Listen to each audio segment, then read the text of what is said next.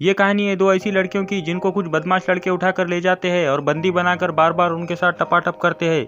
लेकिन ये दोनों हार नहीं मानती और किसी तरह उन सभी लड़कों से एक एक करके अपना बदला लेती है। देखेंगे हम इस पूरी मूवी में। सो दोस्तों, शुरुआत में हम दो खूबसूरत लड़की कैटी और नसी को देखते हैं जो एग्रीकल्चर की स्टूडेंट है और अब वो आगे की स्टडी करने के लिए न्यूयॉर्क की एक फार्म में जाने वाली थी। इसलिए दोनों बहुत ज़्यादा खुश थी और दोनों आपस में बात करती है कि इस बहाने से हम यूरोप भी घूम लेंगे और वहाँ पर बहुत सारी शॉपिंग भी करेंगे। अब अगली सुबह दोनों को ले जाने के लिए उनके अंकल जसन आते हैं जो कि एक FBI एजेंट है। उसके बाद जब वो दोनों जसन के घर जाते हैं तो वहाँ उनकी मुलाकात जसन की गर्लफ्रेंड से होती है जो उन्हें देखकर बहुत खुश होती है। अब इस शहर में आने के बाद कैटी और नसी अपना नाम भी नया रखने का सोचती है। जहाँ कैटी अपना नाम हैदर तो नसी अपना रिप्ले रखती है। अब अगले दिन जसन उन्हें बस स्टॉप पर लेकर जाता है क्योंकि कैटी और नसी को स्टडी के लिए एग्रीकल्चरी फॉर्म जाना था। यहाँ पर जसन इन दोनों के साथ ही न्यूयॉर्क जाने वाली बस का वेट करने लगता है। लेकिन कैटी जसन को कहती है कि बस कुछ ही देर में आ जाएगी, आप अपने काम के लिए निकल जाए, हम पहुँचते ही आपको मैसेज कर देंगे। जिस पर जसन उन्हें कहता है कि तुम कोडवर्ड इस्तेमाल करना जिससे मैं समझ जाऊंगा कि तुम दोनों सेफली पहुंच गए हो। जिसके बाद कैटी कहती है कि मैं एप्पल वर्ड यूज़ करूंगी।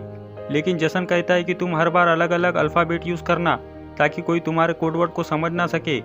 अब यहाँ पर रोड से गुजर रहे दो लड़के कैटी और नसी को देखते हैं। तभी जसन भी अपने काम के लिए वहाँ से चला जाता है और उसके जाने के बाद कैटी और नसी पास के एक रेस्टोरेंट में काफ़ी पीने जाते हैं जहाँ पर वो लड़के भी आ जाते हैं जो उन्हें कुछ देर पहले देख रहे थे। इनका नाम जेड और ल्यूकस है और वो दोनों कैटी और नसी से बातें करने लगते हैं जिससे कैटी और नसी उनको अपना नाम हैदर और रिप्ली बताती है। कैटी उन्हें बताती है कि हम न्यूयॉर्क के एक एग्रीकल्चर फार्म स्टडी के लिए जा रहे हैं। जिस पर जेड कहता है कि हम भी वहीं जा रहे हैं और अगर तुम दोनों आना चाहते हो तो आ सकते हो। लेकिन कैटी उन्हें उनके साथ जाने से मना कर देती है। पर जब वो दोनों उठ के जा रहे होते हैं तभी नसी कैटी को उनके साथ जाने के लिए मना लेती है और दोनों उनके साथ चली जाती है। लेकिन हम यहाँ देखते हैं कि जेड और लूकस दोनों को फार्म ना ले जाकर अपने घर ले जाते हैं जो कि जंगल के एकदम पास है। ये देखकर कैटी और नसी थोड़ा घबरा जाती है और उन्हें तुरंत गाड़ी को फार्म की तरफ ले जाने के लिए कहती है। लेकिन तभी घर से जेड और लूकस की मॉम आ जाती है जो उन्हें बड़े ही प्यार से चाय पीने के लिए कहती है और दोनों को यह भी कहती है कि जेड और लूकस बाद में तुम दोनों को छोड़ देंगे। जब वो दोनों चाय पी रहे होते हैं तभी कैटी के पास उनके अंकल जसन का मैसेज आता है जिस पर कैटी उन्हें कोडवर्ड में एप्पल लिखकर रिप्लाई कर देती है जिससे जसन समझ जाता है कि वो दोनों सेफली फार्म में पहुंच चुके हैं। अब ल्यूकस की मां उनको कुछ खाने के लिए देती है जिसे खाते ही कैटी और नसी को नशा चढ़ने लगता है क्योंकि उस खाने में ड्रग्स मिला हुआ था और वो दोनों समझ जाती है कि उनके साथ कुछ गलत किया जा रहा है। जिसके बाद वो दोनों वहाँ से भागने की कोशिश करने लगती है लेकिन थोड़ी दूर जाकर वो बेहोश हो जाती है। जिसके बाद जेड और ल्यूकस आकर उन्हें उठाकर वापस अपने घर ले जाते हैं। अब अगले दिन जब उन्हें होश आता है तो वो दोनों खुद को एक जंगल में पाती है और उनके हाथ लोहे की जंजीरों से बंधे हुए थे। ये देखकर दोनों बहुत ज़्यादा डर जाती है और हेल्प के लिए चिल्लाने लगती है। तभी वहाँ जेड आता है और उन्हें बताता है कि तुम जंगल की एक ऐसी जगह पर हो जहाँ दूर दूर तक कोई भी इंसान नहीं है, इसलिए तुम्हारे चिल्लाने का कोई फ़ायदा नहीं है। अब कुछ देर बाद वहाँ बोरिस नाम का एक आदमी आता है जो कैटी को उसका फ़ोन दिखाता है और कहता है कि तुम्हारे फ़ोन पर किसी जसन नाम के आदमी ने मैसेज किया है जिसे तुमने पिछली बार मैसेज में एप्पल लिखकर भेजा था। वो दोनों से इसका मतलब पूछने लगता है जिस पर कैटी बताती है कि एप्पल एक कोड वर्ड है जिसका मतलब है कि हम दोनों सेफ है। इसके बाद बोरिस जसन को रिप्लाई करता हुआ लिखता है कि सब कुछ ठीक है और साथ में कोड वर्ड एप्पल भी लिख देता है। इसके बाद वो लोग कैटी और नसी को उनके सामने ही नहाने के लिए फोर्स करते हैं। तभी शरीफ नाम का एक पुलिस ऑफिसर वहां आता है जिसे देखकर कैटी और नसी उससे मदद मांगने लगती है। लेकिन कुछ देर बाद उन्हें पता चलता है कि वह पुलिस ऑफिसर भी जेड और ल्यूकस से मिला हुआ है और ये देखकर वो दोनों और भी ज़्यादा डर जाती है। अब यहाँ कैटी और नसी उन लोगों को समझाने की कोशिश करते हैं कि प्लीज़ हमें यहाँ से जाने दो, हम किसी को कुछ नहीं बताएंगे और तुम लोग चाहो तो हम तुम्हें बहुत सारे पैसे भी देंगे। लेकिन वह उनकी एक भी बात नहीं सुनते। जिसके बाद हम देखते हैं कि वो पुलिस वाला वायग्रा की टैबलेट खाता है और अपने लिए कैटी को चूज करता है। इसके बाद हम उस पुलिस ऑफिसर को कैटी के कंटेनर से बाहर जाते देखते हैं जिससे हमें पता लगता है कि उसने कैटी के साथ ज़बरदस्ती टपाटप किया है। वहीं दूसरी ओर हम जसन को देखते हैं जिसको कैटी और नसी की बहुत चिंता हो रही थी क्योंकि कैटी ने मैसेज में एप्पल वर्ड को दोबारा इस्तेमाल किया था। और उधर वह लोग नसी के कंटेनर में एक धनकी और नशेड़ी आदमी को भेजते हैं जो अंदर जाकर नसी के पेट पर जलती हुई सिगरेट लगा देता है और वो जोर जोर से चीखने चिल्लाने लगती है और उसके बाद वह नसी के साथ ज़बरदस्ती टपाटप कर लेता है। यहाँ पर ये सभी लोग हैवानियत की सारी हदें पार कर चुके थे। असल में ये लोग कैटी और नसी से ज़बरदस्ती धंधा करवा रहे थे। वहीं जसन कैटी और नसी के बारे में पता लगाने के लिए न्यूयॉर्क एग्रीकल्चर फार्म में कॉल करता है तो उसे पता लगता है कि वो दोनों एक बार भी यहाँ नहीं आई। इससे जसन समझ जाता है कि वह दोनों किसी बड़ी मुसीबत में है, इसलिए वो तुरंत उन्हें ढूंढने के लिए निकल जाता है। वहीं कैटी और नसी के साथ और भी ज्यादा बुरा हो रहा था, क्योंकि अब जो अगला कस्टमर था उसके आने से पहले जेड और ल्यूकस दोनों लड़कियों के मुंह पर मास्क पहना देते हैं और वह कस्टमर भी एक पीक वाला मास्क पहन लेता है।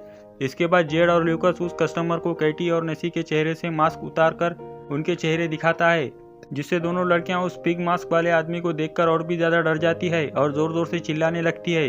जिसके बाद वो आदमी नसी को चूज करता है और उसे कंटेनर में ले जाकर उसके साथ घपाघप करता है। अब उसके जाने के बाद जब कैटी नसी के पास आती है तो वो देखती है कि नसी की हालत बहुत ज्यादा खराब हो गई है। वहीं दूसरी तरफ जसन पुलिस स्टेशन पहुंचता है और एक पुलिस ऑफिसर से मिलता है। यह वही पुलिस ऑफिसर है जिसने कैटी के साथ जबरदस्ती घपाघप किया था। जसन उसे कैटी और नसी की किडनैप के बारे में बताता हुआ कहता है कि वह भी एक FBI एजेंट है, जिस पर पुलिस ऑफिसर जसन से पूछता है कि आपको कैसे पता कि वह दोनों किडनैप हुई है। जिस पर जसन कहता है कि उसने अपनी भतीजी कैटी को कोडवर्ड एक ही बार इस्तेमाल करने के लिए कहा था, लेकिन कैटी ने एक ही कोडवर्ड को दोबारा इस्तेमाल किया है, जिससे मुझे लग रहा है कि वह कई मुसीबत में है और शायद किडनैप हो गई है। वहीं जंगल में बोरिस को यह पुलिस ऑफिसर सारी खबर दे देता है कि कैटी के अंकल एक FBI एजेंट है और कैटी ने हम लोगों को उस कोडवर्ड के बारे में गलत इन्फॉर्मेशन दी थी। अब बोरिस वहां जाकर जेट को कैटी के कंटेनर से थोड़ा दूर ले जाकर उससे बात करता है कि इन दोनों लड़कियों को जल्द से जल्द ठिकाने लगाना होगा, वरना हम मुसीबत में पड़ सकते हैं और हमें शहर से आने वाली और नई भी लड़कियों को पकड़ना है। वहीं कैटी अपने कंटेनर के पास खड़ी होकर चुपके से उनकी सारी बातें सुन रही थी। इसके बाद बोरिस कैटी के कंटेनर के पास जाकर जबरदस्ती करता है। वहीं दूसरी ओर जसन भी वहीं रेस्टोरेंट पहुंचता है जहां पर कैटी और नसी को वह दोनों लड़के मिले थे और वहां काम कर रहे एक आदमी से कैटी और नसी के बारे में पूछता है, जिससे वह आदमी बोरिस की गाड़ी के बारे में बता देता है। अब अगले दिन कैटी नसी को बताती है कि यह लोग हमें मारने की प्लानिंग कर रहे हैं। तभी वहां जेड और बोरिस उसी नशेड़ी आदमी को अपने साथ लेकर आते हैं जिसने कैटी के साथ जबरदस्ती टपाटप किया था और उसको कहते हैं कि हम दोनों जल्द ही वापस आ रहे हैं, तब तक तुम दोनों लड़कियों पर कड़ी नजर रखना ताकि यह कहीं भाग न जाए। अब उनके वहां से जाते ही कैटी उस नशेड़ी को अपनी ओर अट्रैक्ट करने लगती है और उसे अपने साथ टपाटप करने के लिए उकसाती है और ऐसा करते हुए जैसे ही वो उस नशेड़ी के करीब आती है तो वो उसके गले पर जोर से काट देती है, जिससे उसके गले से खून निकलने लगता है और वहीं पर उस नशेड़ी की मौत हो जाती है। इसके बाद वो दोनों अपनी हथकड़ियां खोलकर वहां पर छुप जाती है और जब वो पुलिस वाला यहाँ पहुंचता है तो वो दोनों चुपके से उसकी गाड़ी लेकर यहाँ से भाग जाती है। इसके बाद ये दोनों एक मॉल में जाती है और बहुत सारे अजीब सामान खरीदती है, जैसे कि हथौड़ी, कुल्हाड़ी, टेनिस बॉल और बहुत सारे कीले और बहुत खतरनाक हथियार। इसके बाद वो मॉल की एक कैशियर के पास जाकर उससे बोरिस के घर का एड्रेस पूछती है, जिस पर वो उन्हें बोरिस का घर का एड्रेस दे देता है। वहीं जसन बोरिस के कार इंश्योरेंस कंपनी में पहुंचता है जहां पर उसे बोरिस के घर का पता मिल जाता है। वहीं हम देखते हैं कि बोरिस अपने घर पर म्यूजिक लगाकर एंजॉय कर रहा होता है। तभी वहां केटी और नेसी आ जाती है और टेनिस बॉल पर बहुत सारी कीलें लगाकर उसके मुंह पर मारती है, जिससे वो बेहोश हो जाता है। उसके बाद जैसे ही उसे होश आता है वो खुद को एक टेबल से बंधा पाता है, लेकिन बोरिस उन्हें खुद को छोड़ने के लिए बहुत पैसे का ऑफर देता है, लेकिन कैटी और नसी को तो सिर्फ अपना बदला चाहिए था। वहीं उनके अंकल जसन भी बोरिस के घर के बाहर पहुंच गए थे और घर के अंदर कैटी और नसी बोरिस से उस मास्क वाले आदमी का एड्रेस पूछती है, जिससे बोरिस उन्हें एड्रेस बता देता है। इसके बाद वो दोनों उसके पिछवाड़े में कीलों से भरा हुआ एक बेसबॉल घुसा देती है, जिससे वो जोर जोर से चिल्लाने लगता है और ये आवाज सुनकर जसन जल्दी से घर के अंदर आता है और आकर देखता है बोरिस मरा पड़ा है। तभी उसे घर के पीछे गाड़ी की आवाज सुनाई देती है, लेकिन जब तक वो बाहर जाता है तब तक कैटी और नसी गाड़ी लेकर वहां से निकल चुकी थी।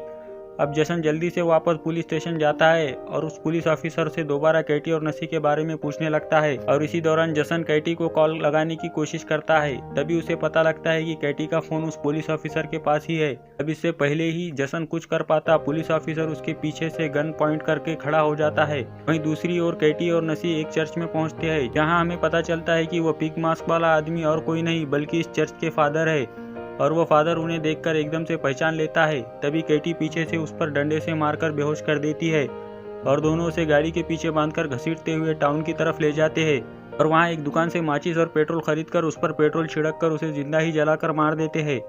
वहीं हम देखते हैं कि जसन को वह पुलिस वाला चेयर से बांध देता है और कुछ देर बाद वह दो नई लड़कियों का किडनैप करके वहां लाता है। इसके बाद जब वो उन लड़कियों के साथ जबरदस्ती करने लगता है तभी चुपके से कैटी और नसी वहां आकर डंडे से उसके सर पर अटैक करके उसे बेहोश कर देती है और जब उसे होश आता है तो वो खुद को एक कुर्सी से बंधा हुआ पाता है और उन दोनों से माफी मांगने लगता है। उसके बाद कैटी गन से सिर्फ एक बुलेट डालकर उसे डराने लगती है और बारी बारी से उस पर गन से शूट करने लगती है, लेकिन सभी शूट से वो बच जाता है, इसलिए वो थोड़ा मुस्कुराता है।